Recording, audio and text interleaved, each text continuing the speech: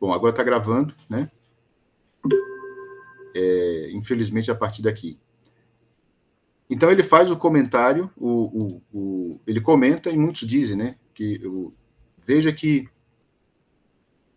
até onde eu citei, até 1850, 1860, que começa ali essa mudança de perspectiva no que se fazia ali da forma literária.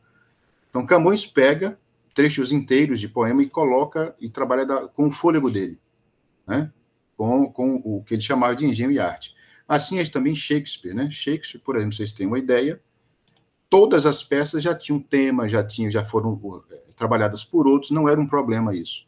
Eles pegam e trabalham da forma dele. Não é uma questão de cópia, de plágio, enfim, não tem isso, não era, esse conceito não existia.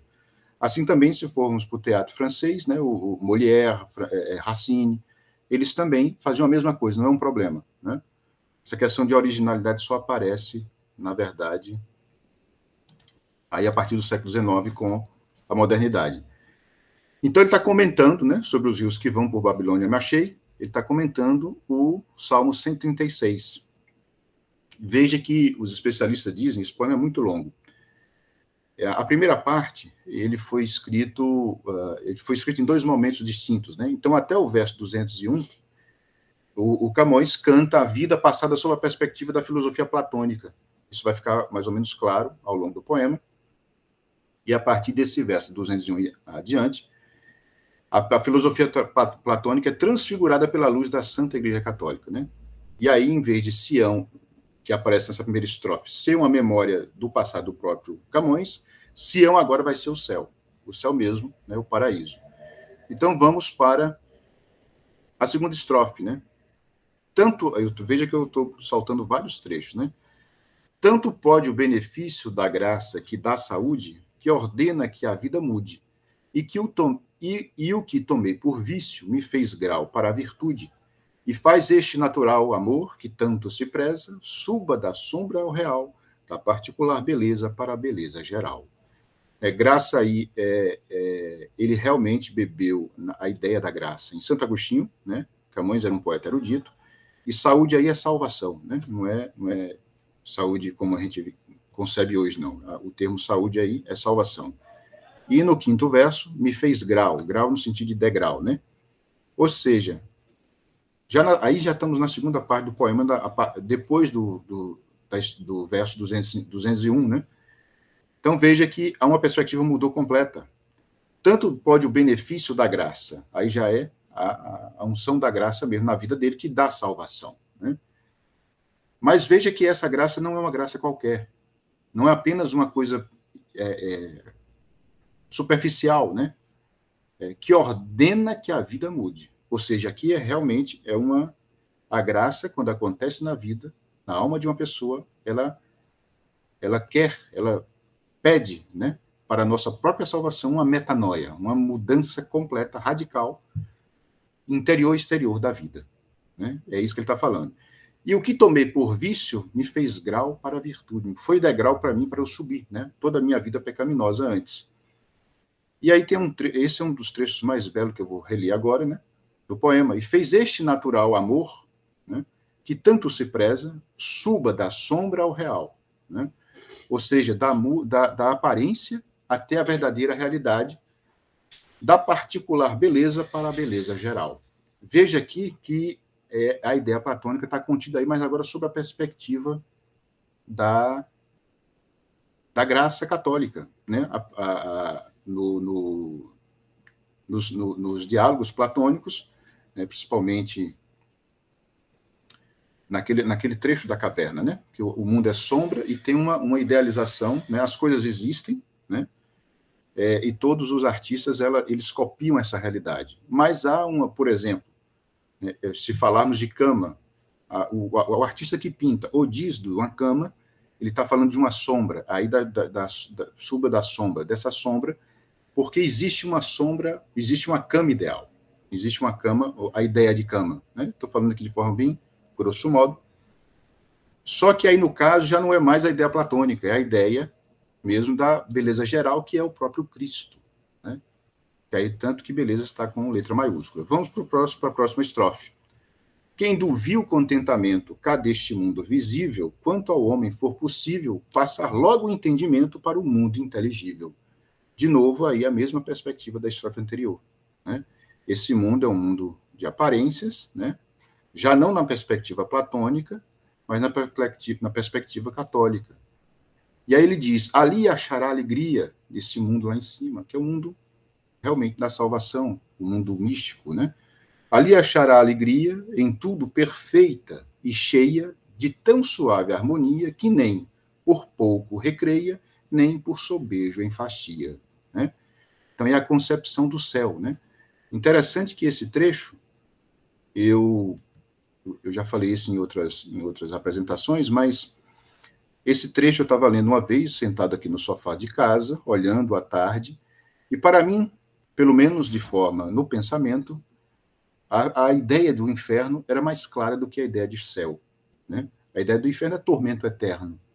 Mais ou menos eu conseguia, claro, da nossa perspectiva terrestre e humana, mais ou menos imaginar. Mas o céu, eu falei assim, mas meu Deus, o que é o céu? Porque eu também estava olhando uma perspectiva humana. Então a ideia de tédio aparecia sempre. Só que lendo, não sei quantas vezes, esse poema, e lendo de novo essa estrofe, a ideia de céu me veio claramente, né? Então, quando ele diz que nem essa suave harmonia, que nem por pouca recreia, nem por soberbo enfastia. Ou seja, é um equilíbrio perfeito da alma na contemplação da verdade eterna de Deus. Então, não há não há tédio, não há nenhuma preocupação, e como diz o padre Paulo Ricardo, no céu não há o mal, né? Então, essa clareza veio, e aí foi como realmente um raio de luz. Assim, meu Deus, isto eu quero. Isto eu quero, né? Livre de todas as preocupações, a contemplação do mistério final, do único mistério que é Deus. E aí passamos para a próxima estrofe. E ele continua, né? Essas são as estrofes finais do poema, né? Ali verá tão profundo mistério na suma alteza que, vencida a natureza, isso que eu acabei de dizer, todos os nossos pecados, julgue por maior baixeza, que, vencida a natureza, os mores faustos do mundo, julgue por maior baixeza. Ou seja, os mores, os maiores, né? Fausto é no sentido de pompa, ostentação, ou seja, todo o que se pensa de riqueza mundana não é nada comparado a essa contemplação do mistério final, né? Por isso que ele julgue por maior baixeza tudo isso. Todos os falsos do mundo. E ele diz, ó tu, divino aposento, que é o céu, minha pátria singular. Né? Se só com ti imaginar, tanto sobe o pensamento que fará sentir-me se achar. Então, essa pátria singular, veja que isso está no final do poema, mas também remete ao início, né? Ele está falando lá de Sião, do exílio terreno, e é o exílio, na verdade, de todos nós, porque nossa pátria singular, nossa pátria única é o céu, né? Não é assim que cantamos, que rezamos no Salve Rainha, né? Os degredados, o desterro, né? E aí vamos para a última estrofe, né? Ditoso, ou seja, realmente agraciado com a graça, se assim posso dizer, ditoso, quem se partir para ti, terra excelente, tão justo e tão penitente que, depois de a ti subir, lá descanse eternamente. Os depois aí não é erro de digitação, não, é como se escrevia, né? Na época de Camões. Então, partimos para o próximo slide. Eu vou passando, gente, no final, eu quero deixar um tempinho para perguntas e tudo mais. Aqui nós temos um grande romancista brasileiro, católico, e esse livro que está aí, que vocês estão vendo, A Mulher que Fugiu de Sodoma, é o primeiro romance dele. Eu tenho aqui a terceira edição, né? Mas já foram publicadas edições mais recentes, 2007, 2008. E é um romancista que, se não fosse o professor Olavo de Carvalho, ele estaria desaparecido. É um gigante da prosa brasileira e que estava realmente desaparecido. Então, é o José Geraldo Vieira, que nasceu nos Açores, na verdade, em 1897, e morreu no Rio de Janeiro, em 77 do século passado, né? E aí, esse trechinho que eu vou ler para vocês, mas antes eu quero falar de um outro trecho desse romance. Ele escreveu alguns romances, eu indico esse vivamente, porque é uma obra-prima. O José Geraldo aparece nos livros dele uma coisa que é rara de aparecer na literatura brasileira. É claro que eu não li todos os livros da literatura brasileira, que é impossível para uma vida, mas os mais relevantes, eu acredito que mapeei bem, tanto em prosa como poesia e teatro, em seus vários gêneros. É um dos temas que eu dediquei à minha vida.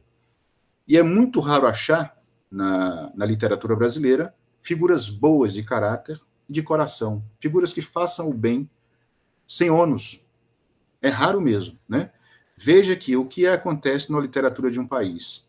A literatura do país é um termômetro para a nossa própria alma, para a alma nacional, né?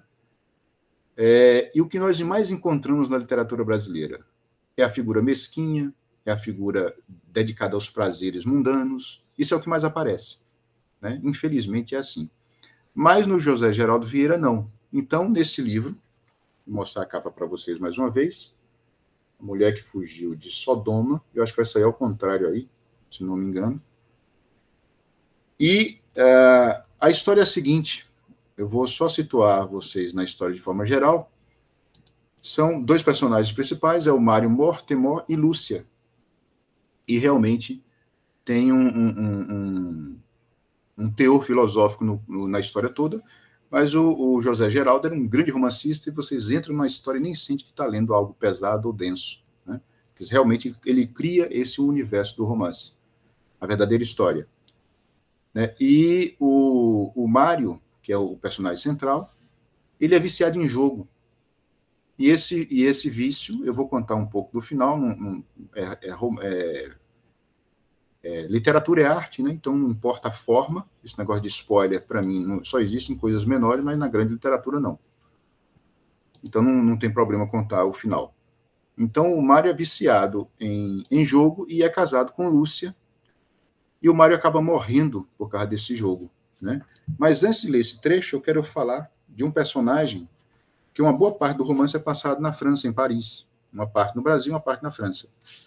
O Mário é viciado em todo tipo de jogo, carta, né, cavalos, né, essas coisas todas. E ele realmente morre por causa disso, né? Mas a um determinado momento, o Mário está num inferno, praticamente, do jogo, devendo muito, sem comer direito. Ele perde tudo, porque ele está estudando para medicina, ele já é médico e tal, vai estudar novamente, vai tentar reatar sua vida como estudante, como pesquisador e estudioso de medicina. Em Paris, um tio acaba dando uma nova chance a ele, ele vai, né? Mas antes de ir, a mulher, a Lúcia, o abandona, porque ele realmente está assim, desceu todas as baixezas.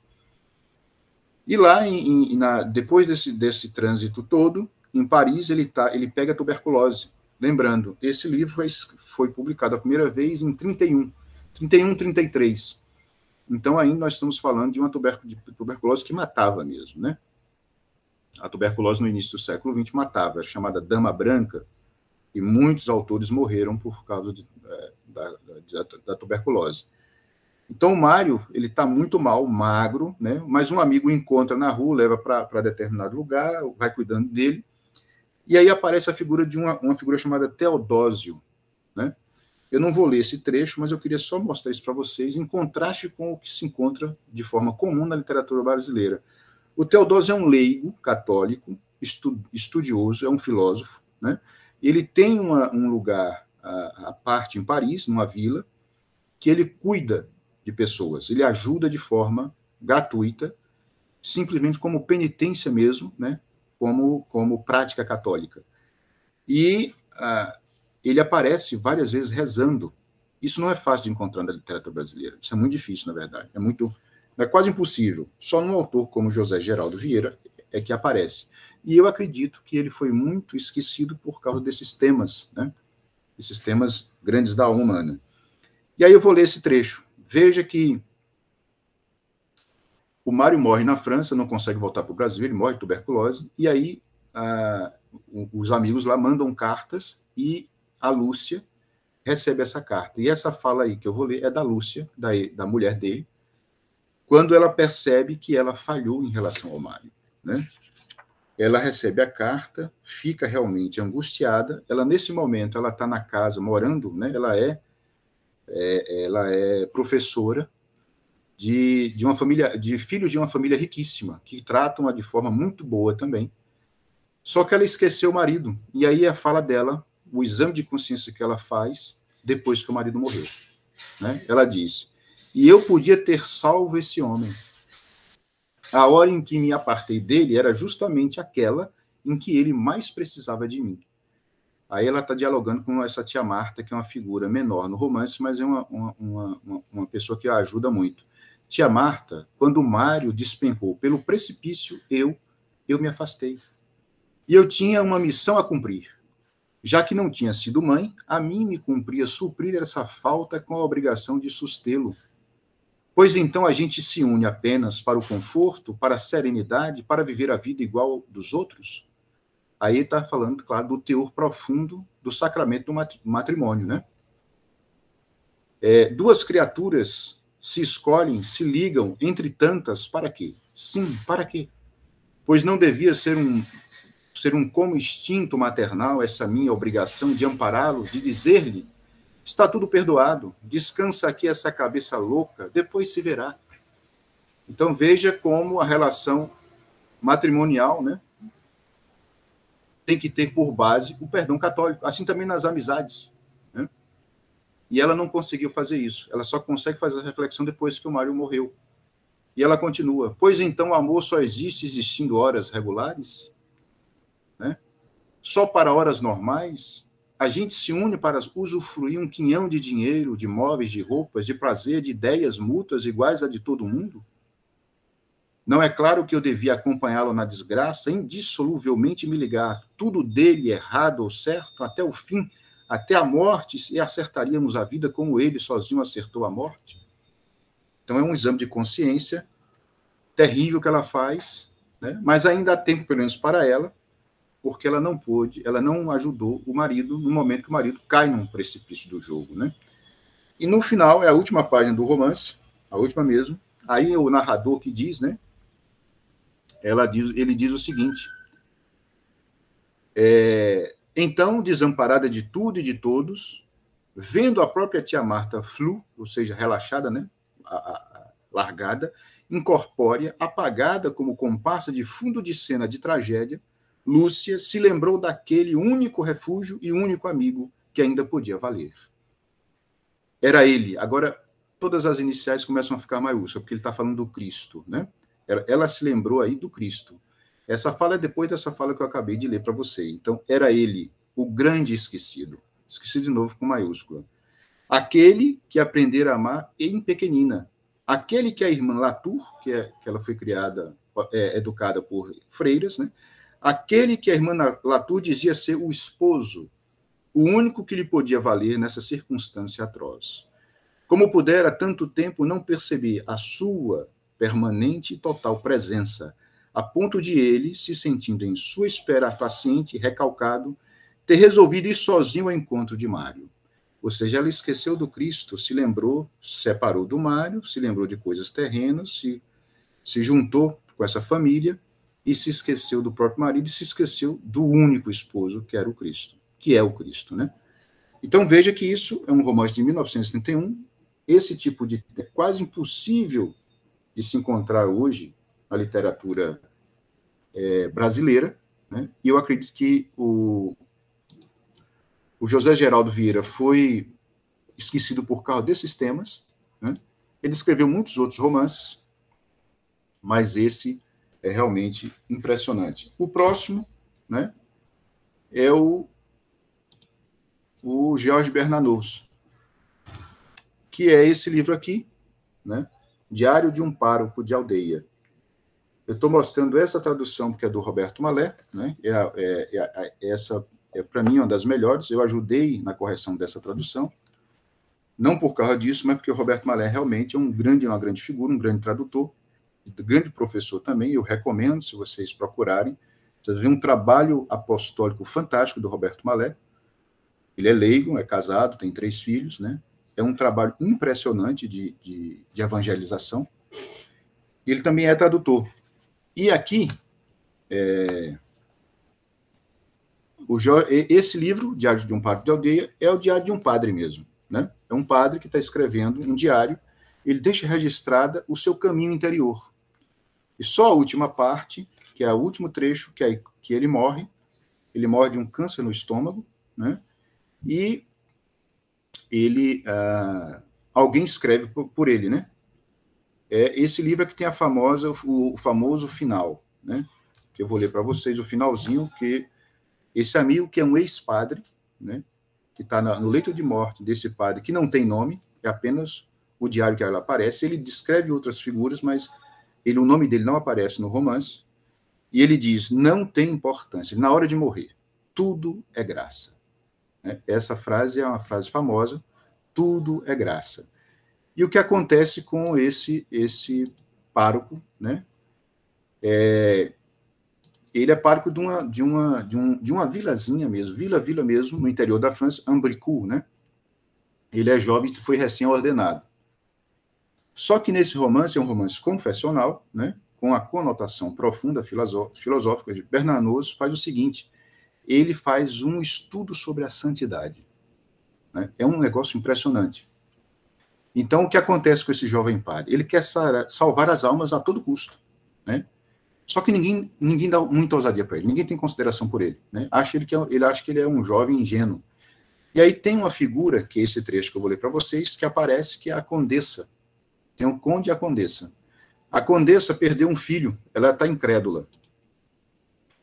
Ela está incrédula e tem muito ódio no coração. Ela, na verdade, está revoltada contra Deus porque tirou esse filho dela, né? Ela está realmente muito o orgulho ferido. Ela tem uma ferida sangrenta no coração, né? E ela tem um medalhão que ela guarda com o nome, com uma mecha de cabelo desse filho. E nesse momento do romance, ele é um momento longo, são várias páginas, né, que o Bernanos mostra, só vou ler esses trechos que eu coloquei para vocês. O Bernanos mostra como o padre tenta, é uma luta interior de duas almas, o padre ali, a todo custo, tenta fazer com que ela se confesse, encontre o perdão de Deus e se apazigue, né? Então, diz o narrador, o padre, né? O padre está narrando. Veja que é um diário mesmo, o padre vai escrevendo. Ao longo do romance, vocês vão lendo e tal, vai percebendo, mas caramba, que coisa difícil isso aqui, é uma luta interna de uma alma. E vocês vão percebendo que é a luta em busca de santidade. E diz o narrador, que é o padre.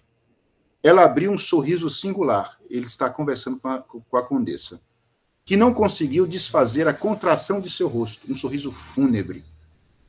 Ela tinha fechado o punho sobre o medalhão e com a outra mão apertava esse punho contra o peito. Veja que até o próprio gesto físico é de contração, é de raiva, né? O que o senhor quer que eu diga? Aí a condessa falando, né? O padre diz, diga, venha a nós o vosso reino. E ela responde, venha a nós o vosso reino. Ela responde de forma maquinal, né? E ele continua, seja feita a vossa vontade. Ou seja, aceitar a vontade divina com tudo que acontece na vida dela. A perda do filho, inclusive. Mas ela não aceita. Ela levantou-se bruscamente, a mão sempre apertada contra o peito. E o padre diz, vamos, exclame. Vamos, exclamei. É uma frase que já repetiu muitas vezes, tem agora que pronunciá-la do fundo do seu coração. E aí ela diz, eu nunca mais recitei o Pater, desde que, da morte do filho, né? Aliás, o senhor sabe as coisas antes que lhe digam. Porque, ou seja, o padre tem carisma, tem dom. Falou, levantando os ombros e desta vez com cólera. Depois fez um gesto cujo sentido só compreendi mais tarde. Sua fronte estava brilhando de suor. E ela diz, não posso, gemeu. É como se o perdesse outra vez. Ou seja, ela não perdoa Deus, né? E aí, o reino que acaba de...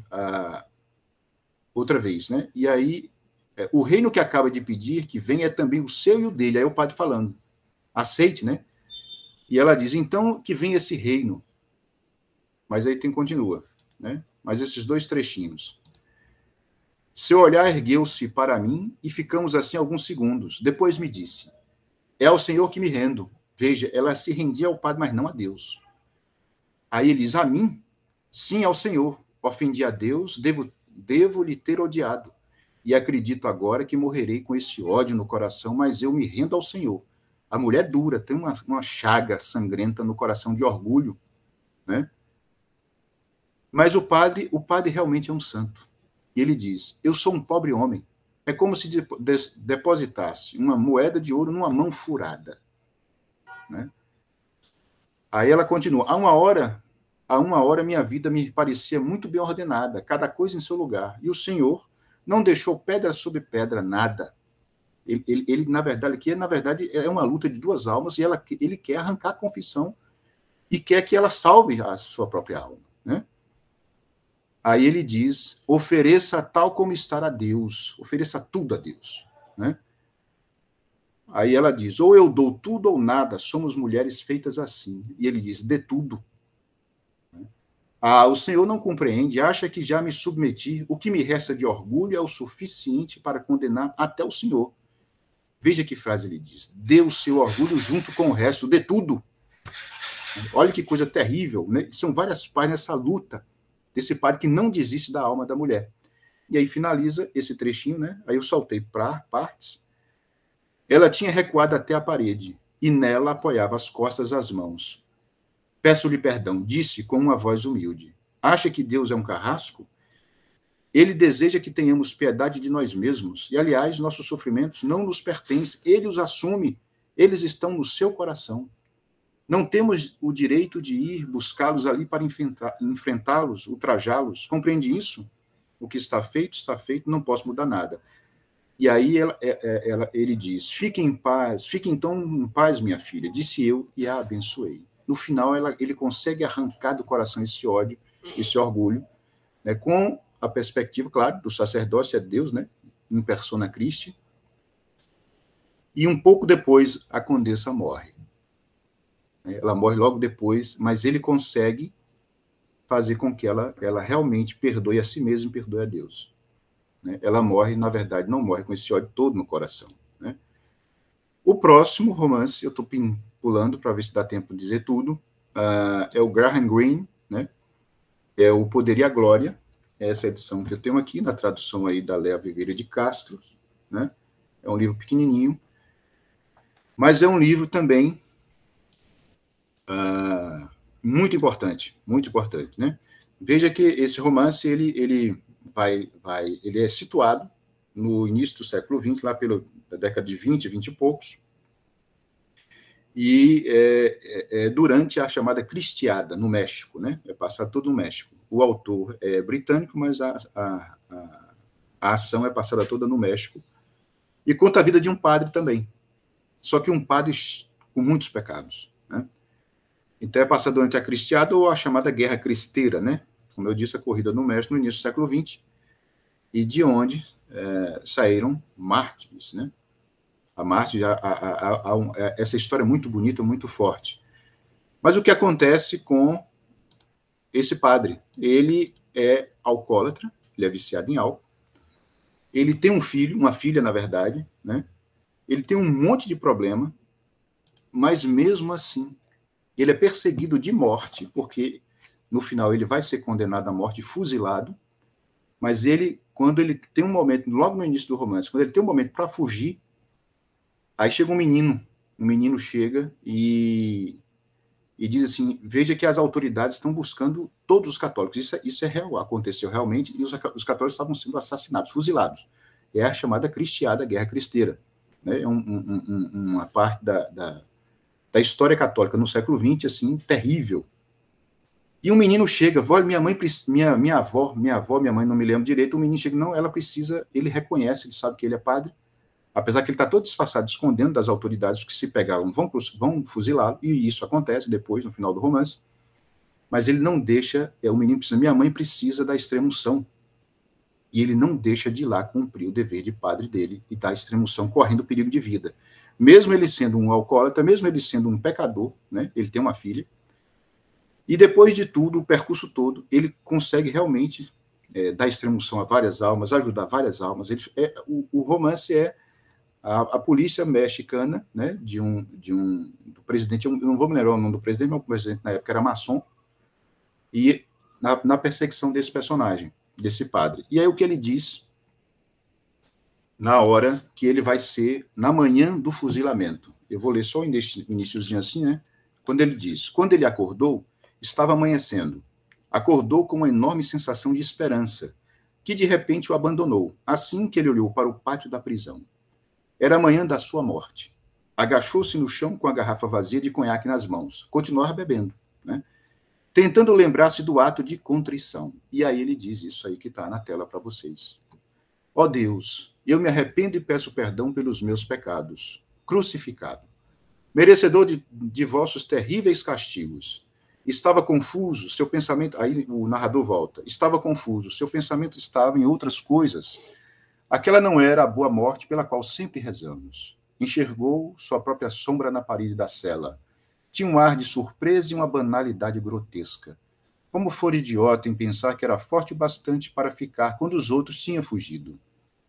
Que sujeito impossível sou, pensou. E como sou inútil, não fiz nada por ninguém. Eu poderia muito bem nunca ter nascido. Seus pais estavam mortos. Em breve ele não seria mais nem uma lembrança má. Talvez, afinal de contas, naquele momento ele não estivesse com medo do fogo eterno. Até o medo da dor havia ficado em segundo plano. Sentia apenas uma imensa decepção porque tinha de ir para Deus de mãos vazias, sem ter realizado nada. Ele achava isso, né? Pareceu-lhe que teria sido muito fácil ser um santo. Só teria sido necessário um pouco de autocontrole e de coragem. Veja que ele está dizendo que não é fácil ser santo. Ele está dizendo que pareceu, nesse momento, que ele vai ser morto logo depois. Sentiu-se como alguém que deixou de encontrar a felicidade num determinado lugar por uma questão de segundos. Sabia agora que, no fim, só uma coisa importava: ser santo. Então veja que é um padre que é todo errado, todo pecador, mas ele não deixa de cumprir, correndo risco de morte. Mesmo assim, o exame final de consciência dele não é bom, né? Ele se auto-menospreza, porque nós somos os piores juízes de nós mesmos, né? Nossa balança está sempre desequilibrada. Ou somos um santo e um gênio, ou somos um pecador, o pior pecador do mundo, né? Essa balança nunca se equilibra. Ela só se equilibra se sairmos, né? Se, como diz muito bem o Padre Gilson, como é que o Padre Gilson fala? O totalmente outro, que é o Cristo. Só o Cristo pode nos equilibrar, né? Então é um romance também que eu recomendo. E aí estamos caminhando para o final, né? Temos aí agora um poema desse poeta que morreu em 2007, poeta brasileiro, Bruno Tolentino. Teve uma vida realmente nada recomendável, mas veja que no meio dessa miséria toda sai um poema assim. Eu recomendo muito esse livro, As Horas de Catarina, que vocês estão vendo aí, porque realmente é uma coisa impressionante esse livro. É poesia, né? Ele vai contar o quê? Ele ficcionaliza uma freira que entra, quase que obrigatoriamente, num convento, no final do século XIX, e fica até sua morte. E ao longo dos poemas, ele vai mostrando a conversão de uma alma. É impressionante esse livro, porque é uma construção refinada, né, de um dos grandes poetas brasileiros aí contemporâneos, né? Apesar de ter morrido em 2007, mas para a história brasileira está recente. Então, veja, eu vou ler o poema todo e depois a gente comentar um pouquinho sobre cada trecho, né? O Segredo. Tem o número 142, porque são os números dos poemas, né? O livro é dividido em 3 partes, e ao longo desse percurso interior, vocês vão vendo uma alma sendo convertida e subindo na santidade. É impressionante isso. Eu acredito que é o único livro brasileiro de poesia que isso acontece. Eu sou pesquisador em poesia, eu acho que realmente é o único. Não me recordo outro. Então ele diz, o segredo. O Cristo não é um belo episódio da história da fé. Nem o clavicórdio nos dedos da luz, nem o monocórdio chamado da cruz. O crucificado chamado Jesus é o encontro marcado entre a solidão e o significado do teu coração. De um lado, teu medo, teu ódio, teu não. Do outro, o segredo com seu cofre aberto, onde o teu degredo onde o teu deserto vão morrer, mas vão morrer muito perto da ressurreição. Musicalmente é muito bonito, né? Mas veja a primeira estrofe. O Cristo não é um belo episódio da história da fé. Ele começa pela negativa, né? Ou seja, a encarnação, vida e paixão do nosso Senhor Jesus Cristo é o acontecimento por excelência, né? Veja que quando é Deus, verbo encarnado. Então não é uma coisa, não é como muitos dizem, os não católicos e também católicos, não, é apenas um episódio da história humana, não uma questão de fé e tal, não é nada disso. A encarnação do verbo é uma mudança da própria estrutura da realidade, é a remissão completa da condição humana, né? Na primeira estrofe. Na segunda, nem o clavicórdio. Clavicórdio eu cheguei a colocar um desenho aí, mas depois tirei. Aquele instrumento, né, que é um instrumento antigo. Parece um tipo de piano, mas que tem corda e teclado também.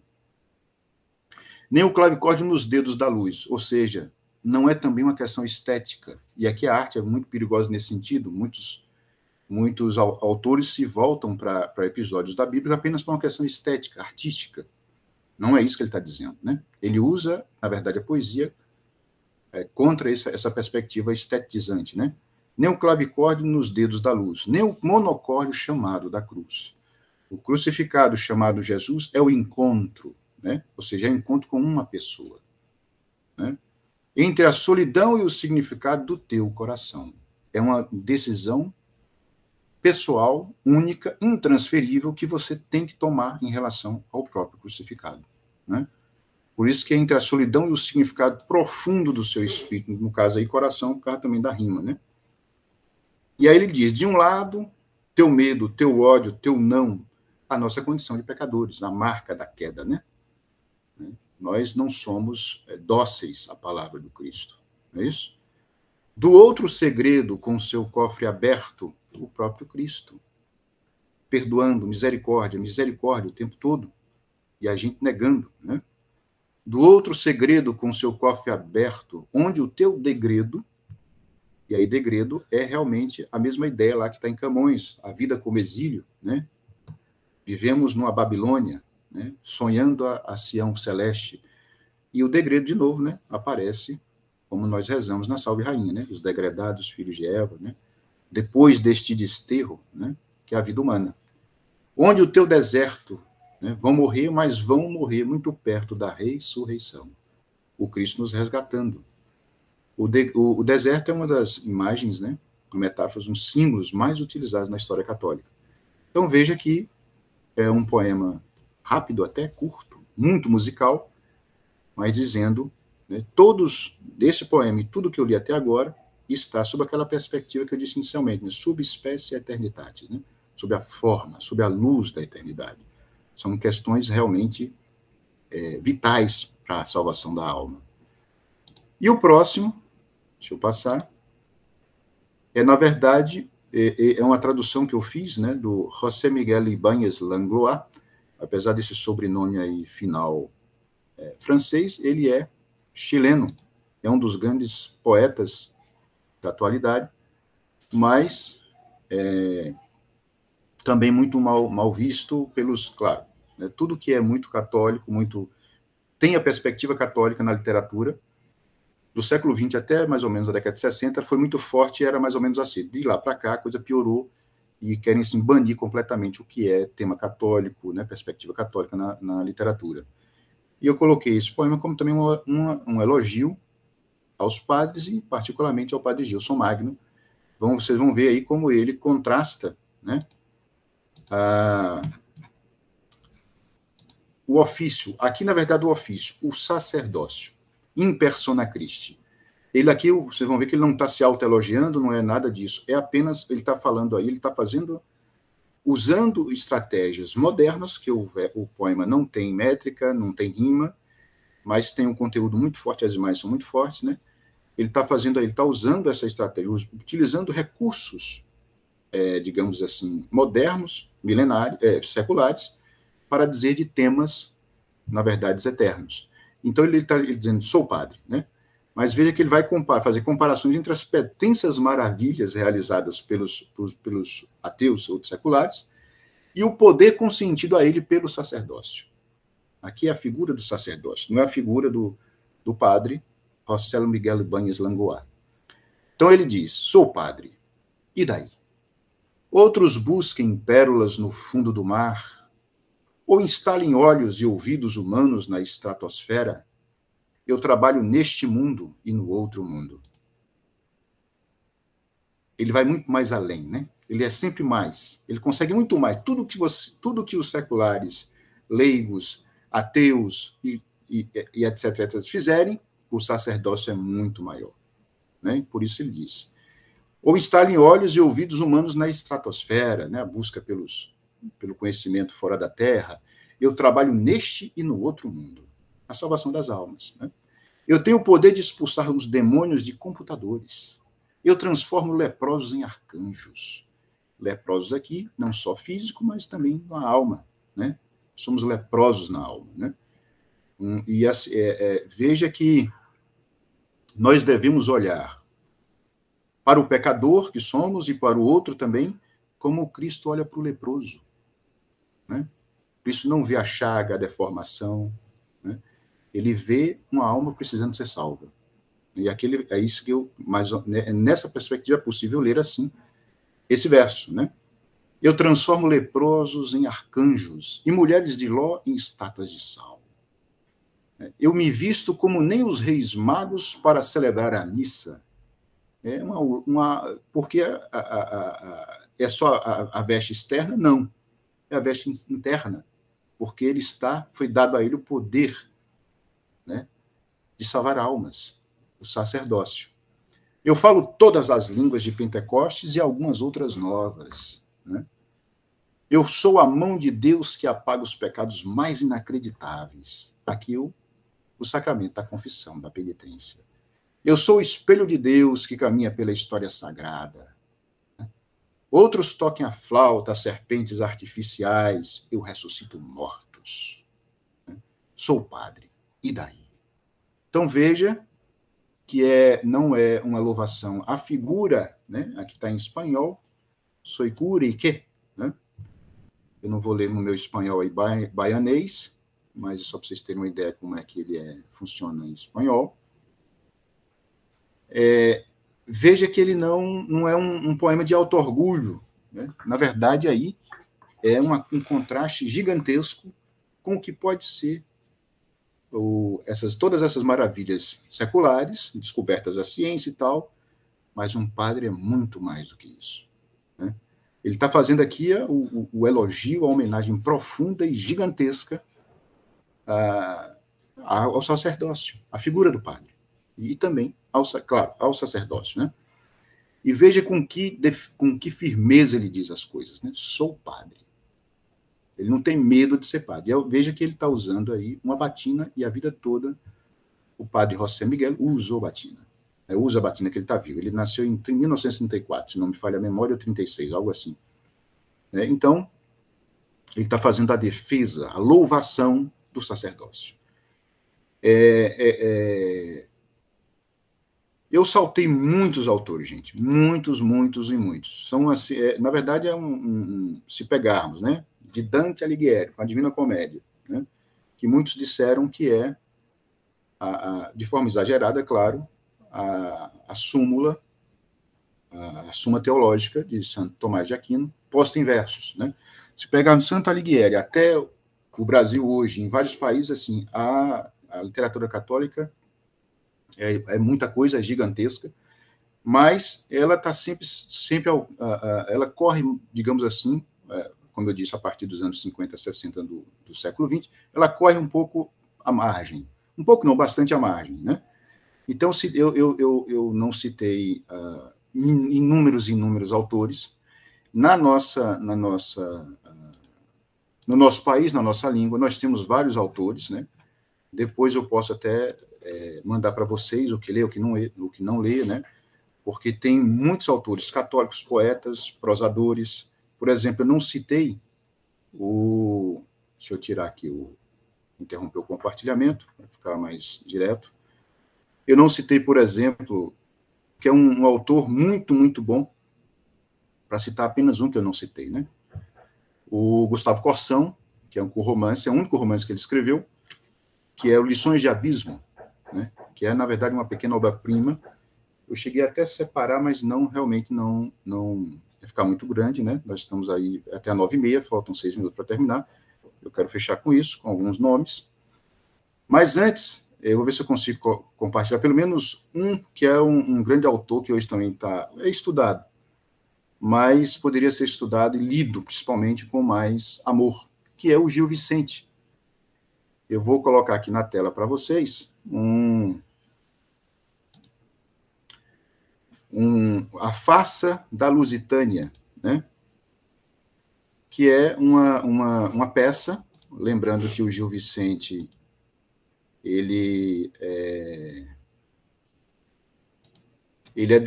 quintista, né? Ainda tem traços, na verdade, medievais. Ele é de 1465 a 1514. Eu fiz uma colinha aqui, porque de data eu sou realmente muito ruim. E eu queria ler esse trechinho para vocês, para terminar com uma coisa divertida e, ao mesmo tempo, salutar. Né? Agora, deixa aparecer aí, porque meu computador é de uma carroça, na verdade. Ele vai aparecer aí. A Farsa da Lusitânia foi encenada em 1500 e alguma coisa, e é uma das grandes peças do Gil Vicente. Deixa eu achar lá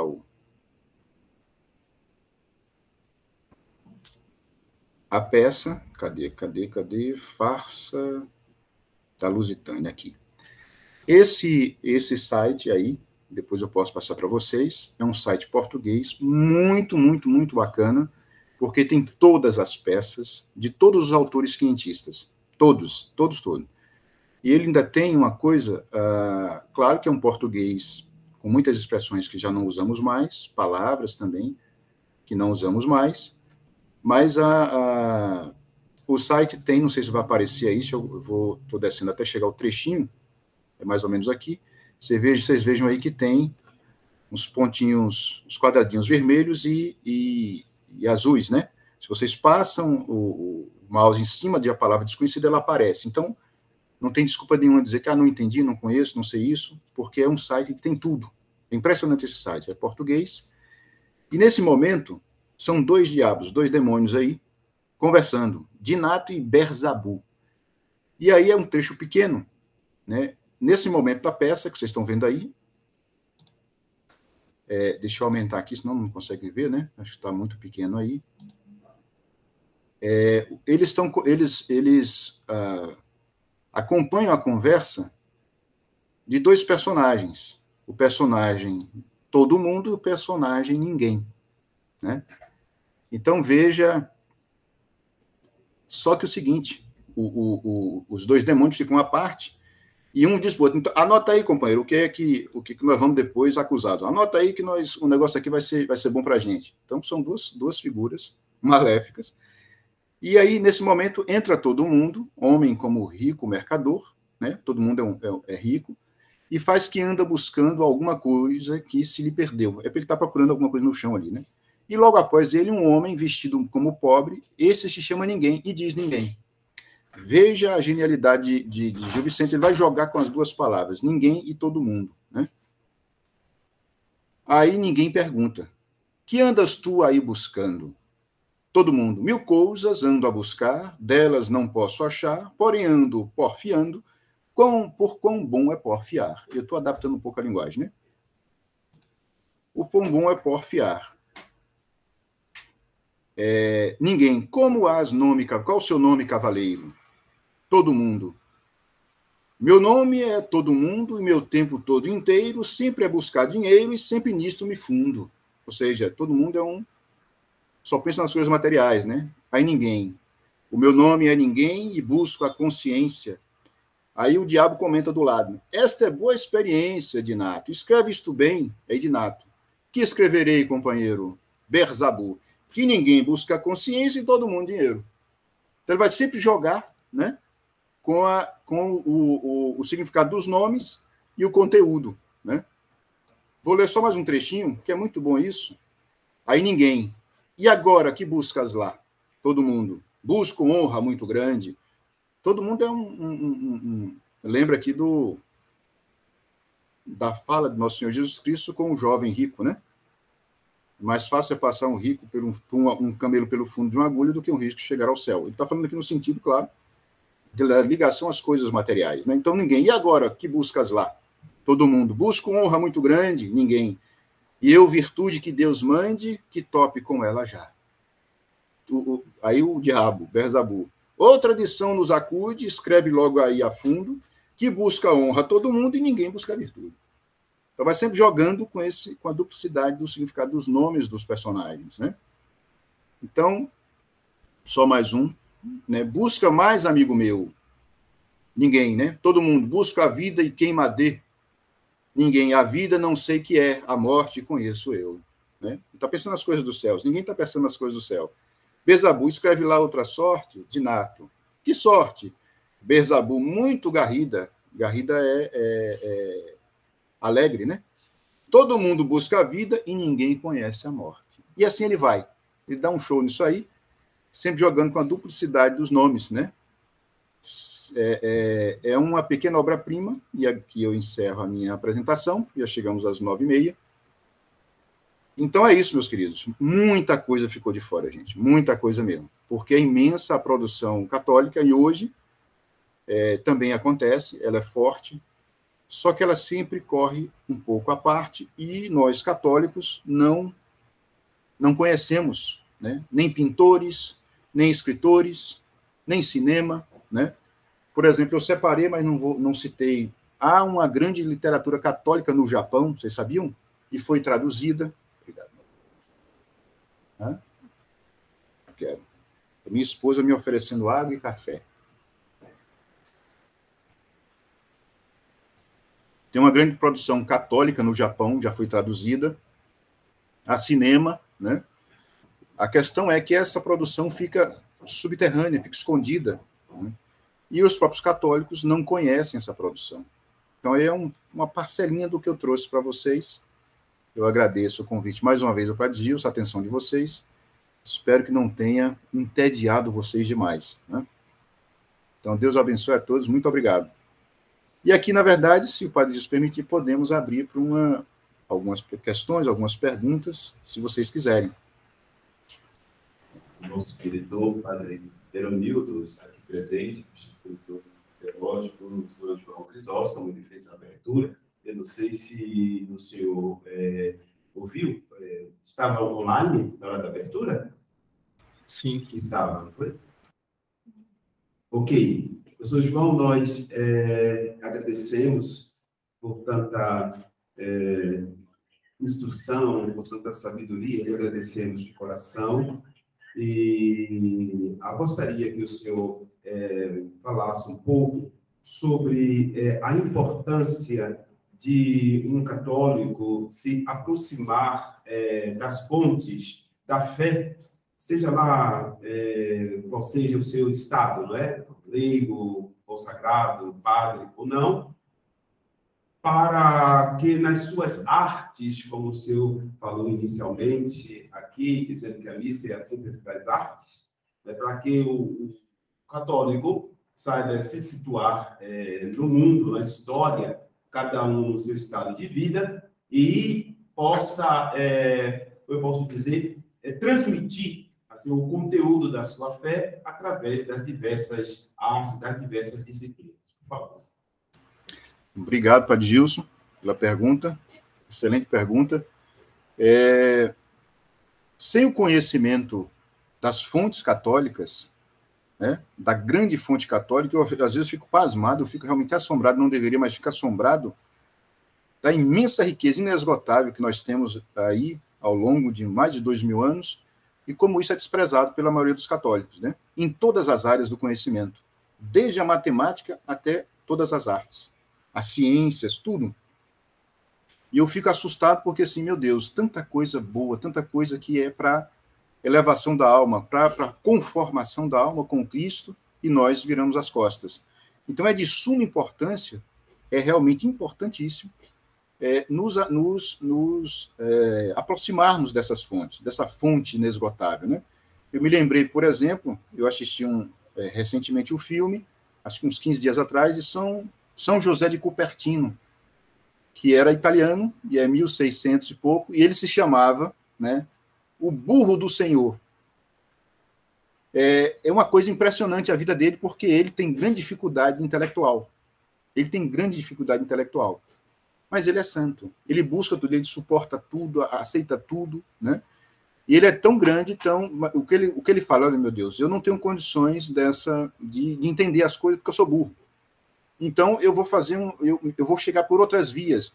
Mas esse é um caso muito raro, né? Muito raro. Porque se na grande maioria de nós pobres mortais, precisamos dessa fonte. E o que faz o São Cupertino? Ele chega através da contemplação da natureza, né? Da profunda entrega e conformação com Cristo, que não é fácil, nós todos sabemos disso. Então, veja, mas ele é possível fazer isso. Um outro é São Bernardo de Claraval, que aí voltaremos no tempo mais ainda, né? 1100 e pouco. São Bernardo, quando São Bernardo era santo e era gênio mesmo, escrevia e tal, né? Deixou obras importantíssimas. Se não me engano, é um doutor da igreja. Ele, num determinado momento da vida dele, estava se construindo uma catedral, né? Naquele momento a catedral gótica, e aí ele reclamou para o arquiteto e o engenheiro, falou assim, olha, tem vitral demais, tem arte demais aqui. Aí o engenheiro, que também era católico, falou assim, padre, para o senhor não precisa, mas nós, pobres mortais, precisamos dessa ponte para nos chegarmos a Deus. O senhor não, o senhor é santo, claro que naquele momento não sabia que ele estava vivo, né? Então, assim, as artes, toda essa grande fonte católica é uma ponte que nos leva a Deus, de uma forma ou de outra. Veja que o exemplo que eu apresentei do Graham Greene, né? O Poder e a Glória, mesmo no momento terrível, né, que é um padre que está com uma situação ali pecaminosa, então, mesmo assim, ele não deixa de cumprir o papel dele de padre, né? Quer dizer, há algo ainda no fundo da alma dele, há algo que pode ser salvo. E o que mostra o romancista é exatamente isso, né? No romance do século XX, somente no romance do século XX, no conto também, aparece muito isso. Você começa a ler, mas isso aqui é católico? Porque você vai mostrando como contra-exemplo, mas a figura é católica. E você vai ler com mais cuidado, você percebe que ali tem realmente uma busca de salvação da alma.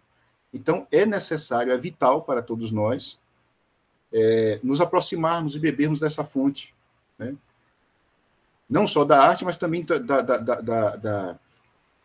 da própria dogmática, né? Essa, então, acho que começamos, como o Padre sempre nos ensina, com o catecismo, né? Veja, quando o catecismo está sempre aqui do meu lado, o Padre Gilson nos acompanhou, um grupo que temos, e lemos linha a linha o catecismo, o chamado amarelão, né? A obra interna do catecismo é uma obra de arte. Ela tem uma forma perfeita. Não é aquele monte de coisa solta, né? Como muitas vidas são, como muitos livros são. Ele, do início ao fim, ele tem uma forma interna perfeita. Aí as obras de arte católica vão nos ensinar a nos contar essa nossa própria vida, né? Porque se nós não sabemos narrar nossa própria vida, como é que vai fazer um bom exame de consciência? Né? Então, é de suma importância para isso. Não sei se respondi a pergunta do senhor. Muito obrigado, professor João. Respondeu sim.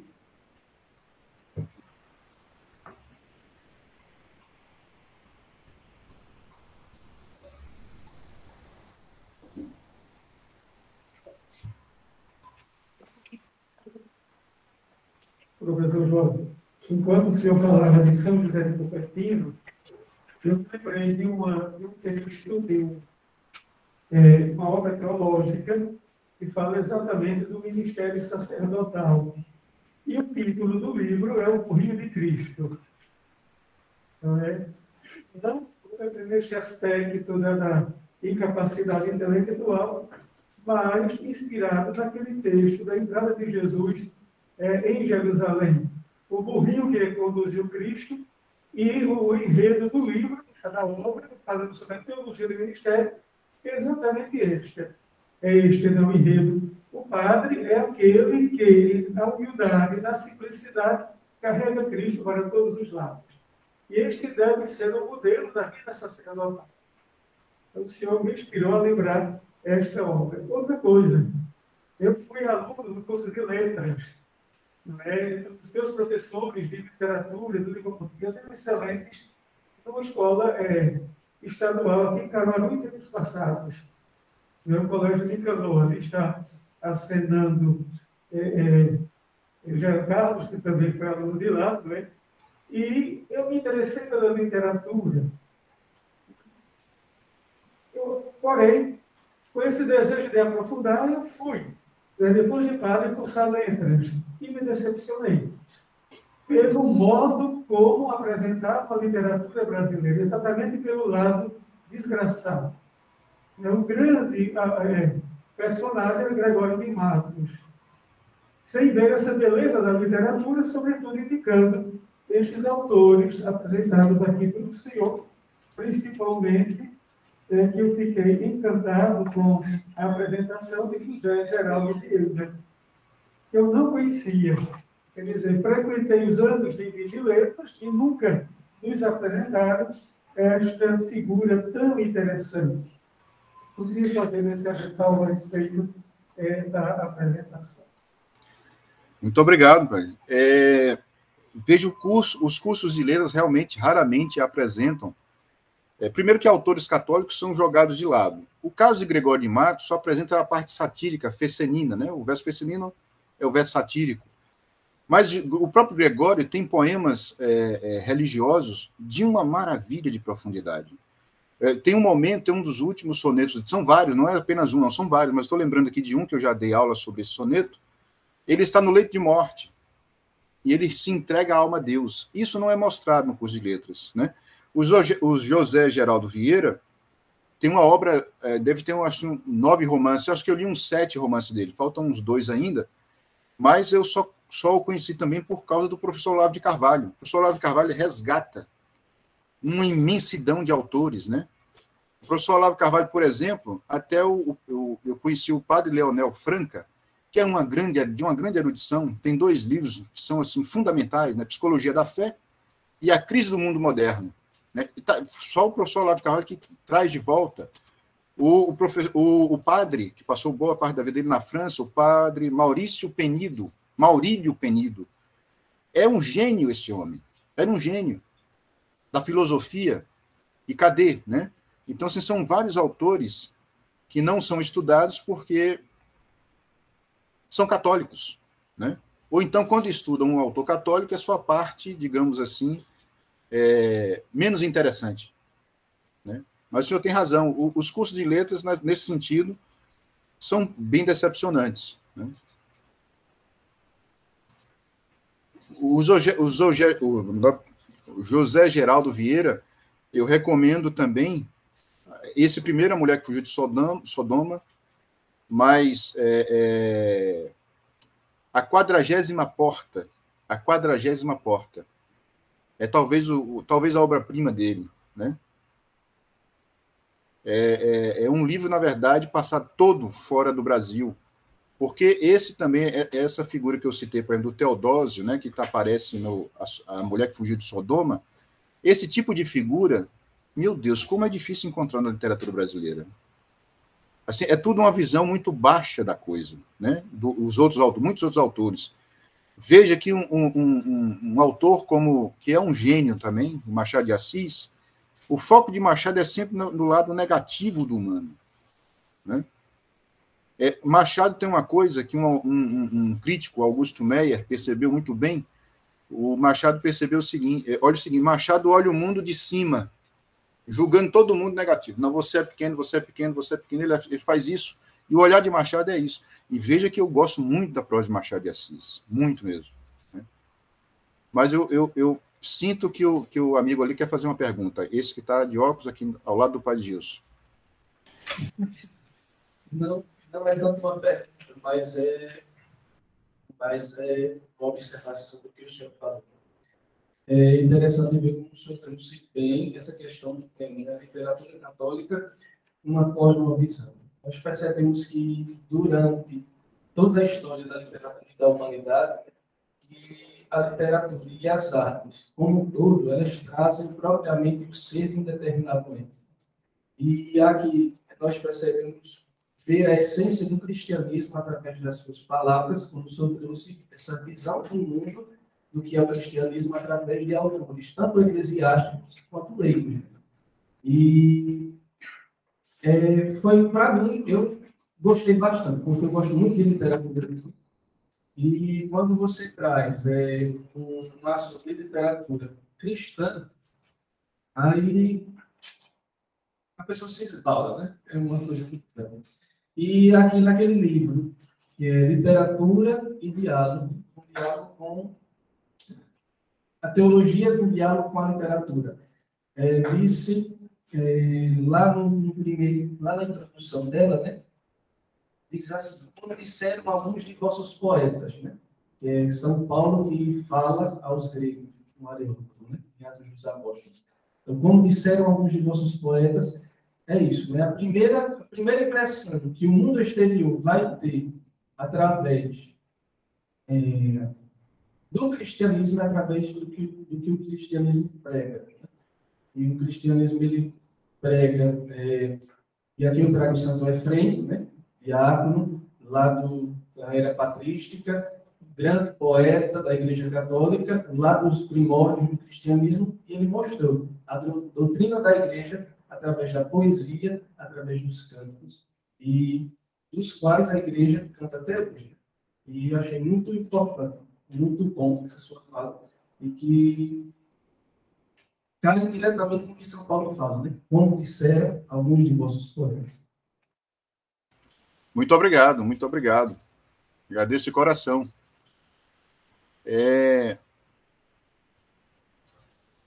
Mas fique à vontade. Padre, ele falou assim, Gregório Matos Guerra, como estudei literatura. Gregório Matos. Gregório Matos tem um pergunta pois mais de 20 anos tratava de vida da vida religiosa e o amor da sua juventude. Buscando a Cristo, você conhece. Buscando a Cristo. Você traz o que foi? Eu não estou ouvindo. Não está escutando? Não estou. Agora o senhor escuta? Agora eu tô. Sua voz eu escuto claramente. Fala assim o microfone. Você não quer falar mais perto da...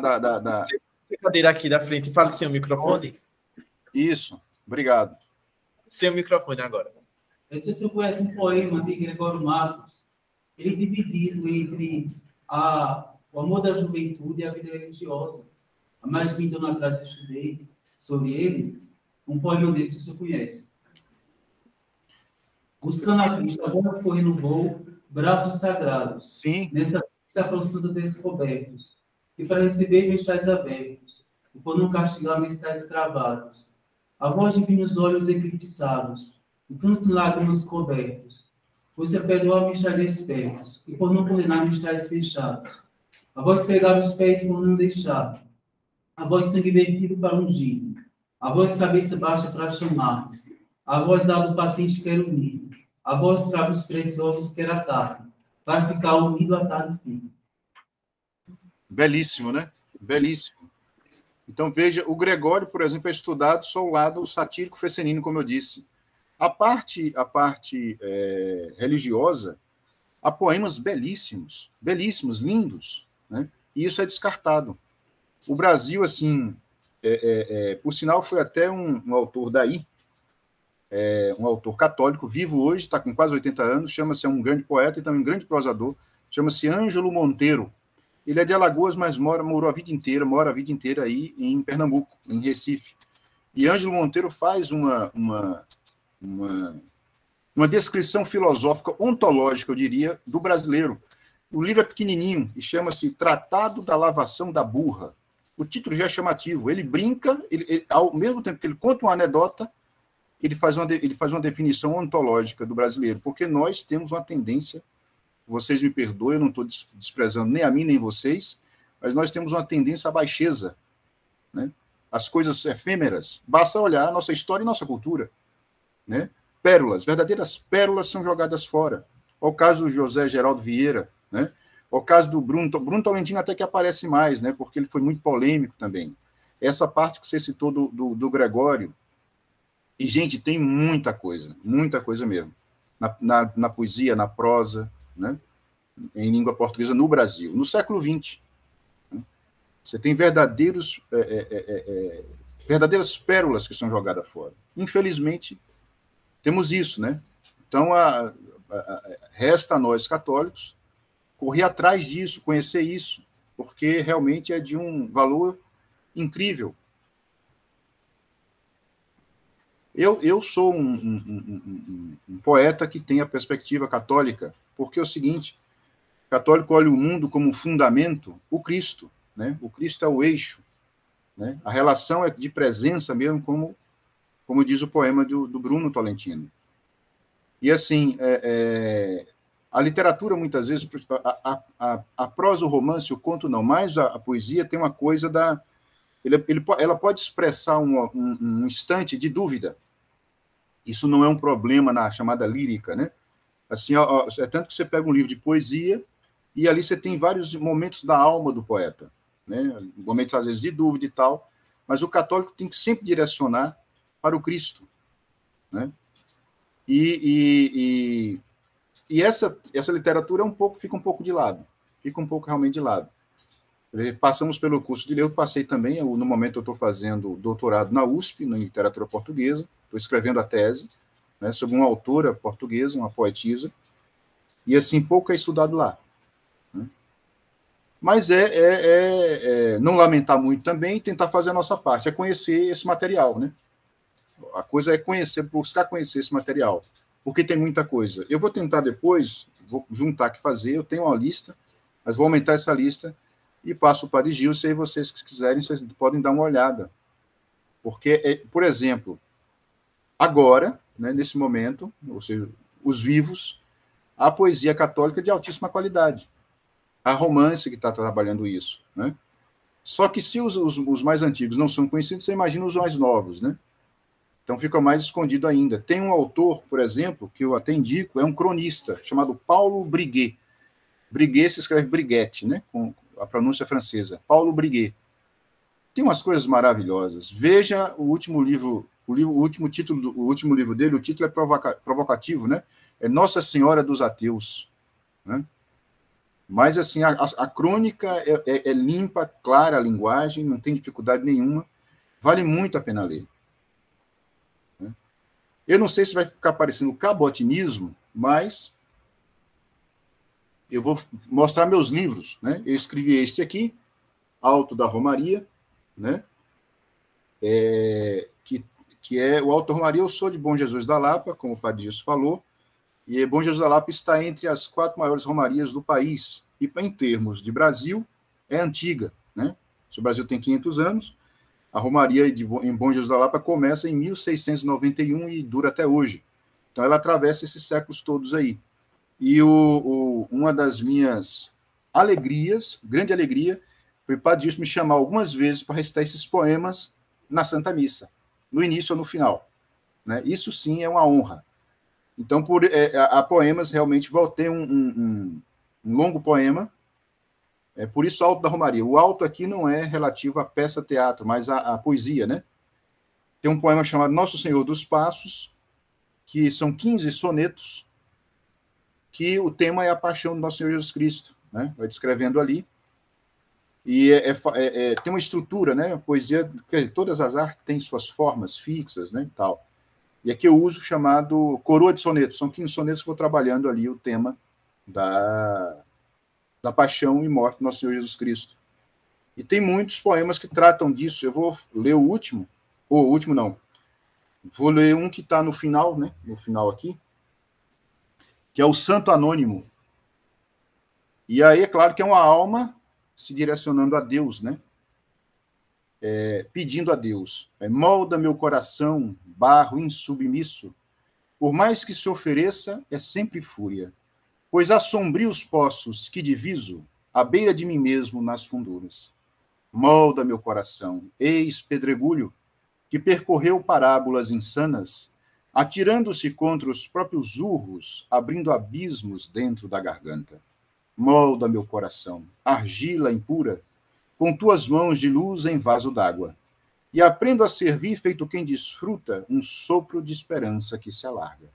Então aí é uma alma pedindo a Deus para ter piedade dela e que molde a alma dela de conforme o modelo maior que é nosso Senhor Jesus Cristo.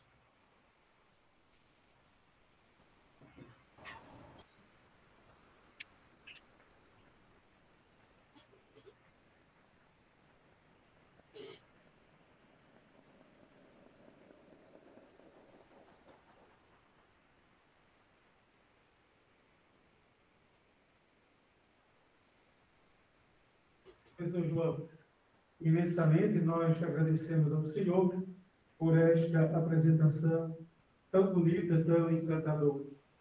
Quando o Senhor disse na abertura que a missa é a arte das artes, eu me lembrei de uma conversa que eu tive com um colega meu, um padre. E ele me contou que se encontrou com um renomado artista de televisão, não é? Faz novelas. Eu prefiro não citar o nome para não deixá-lo assim em público, como é tudo bom estes meios. E ele disse uma coisa interessante ao padre: olha, nós trabalhamos com mentiras nas novelas e convencemos. Vocês trabalham com o mais real dos reais, que é a presença de Cristo no mundo, a presença de Deus, e vocês não conseguem encantar. Vocês não tocam os corações. Então, que esta definição da Santa Missa como síntese das artes seja aprofundada por nós e que, de fato, nós expressemos o mistério e não encenemos o mistério que se celebra na área do altar. Nunca passemos por este conceito de Eucaristia como teatro, como picadeiro de circo, como muitos tratam a Eucaristia. Então, nós agradecemos de coração a sua partilha conosco dos seus estudos e, sobretudo, nesta abertura, digamos, solene da Cátedra Sofia. E queremos contar sempre com o Senhor para outros momentos, para aprofundar outros temas. Obrigado, em nome de todos. Eu que agradeço, né? Deus abençoe mais uma vez pelo convite, é uma honra para mim. E eu agradeço de coração ao Padre Gilson, ao senhor, a todos que aqui estão assistindo, né? E pode contar comigo, podem chamar que eu estarei aqui com vocês, com certeza. É um prazer para mim. E não podemos registrar também o agradecimento ao Padre Gilson, foi ele que indicou o seu nome, não é? E ficamos muito contentes. Obrigado, Padre Gilson, e também saudamos o Padre Gilson com a calorosa. O Padre Gilson sim merece palmas.